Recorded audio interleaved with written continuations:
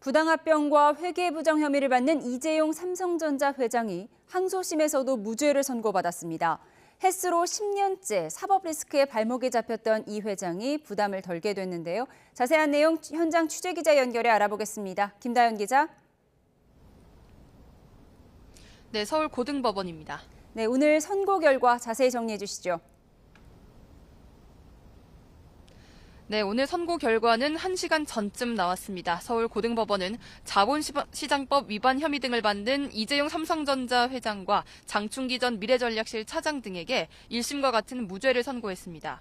이 회장은 지난 2015년 불법 경영권 승계를 목적으로 자신이 최대 주주로 있던 제일모직의 주가는 띄우고 삼성물산 주가는 낮춰 부당한 방식으로 합병한 혐의를 받는데요.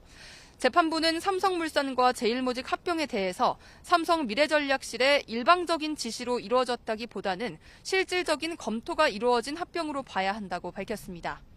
이 회장은 합병 이후 불법 논란을 차단하기 위해 제일모직 자회사인 삼성바이오로직스의 분식회계를 저지른 혐의도 받았죠.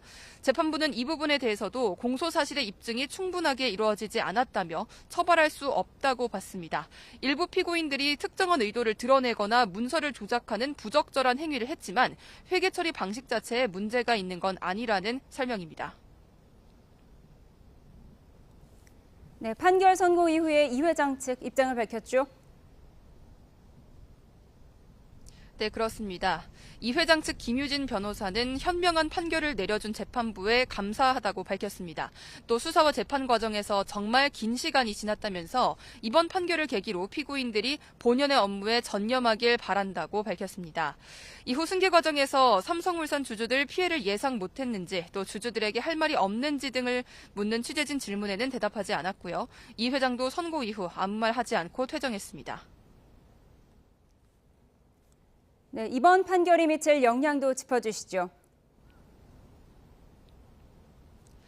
네, 이재용 회장은 지난 2016년 국정농단 뇌물 사건에서 시작해서 올해는 햇수로만 10년째 사법 리스크에 발목이 잡혀있는 상태입니다.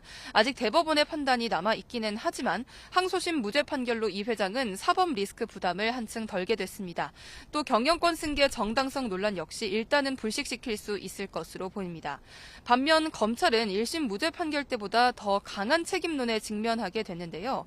검찰은 이 회장 요청으로 열린 대검찰청 수사심의 위원회의 수사 중단과 불기소 권고를 따르지 않은 채 지난 2020년 9월 기소를 강행했습니다. 하지만 1심에 이어 오늘 2심에서도 삼성이 반칙의 초격차로 자본시장 근간을 훼손했다는 검찰 주장을 모두 물리치면서 무리한 기소였다는 비판이 거세질 전망입니다.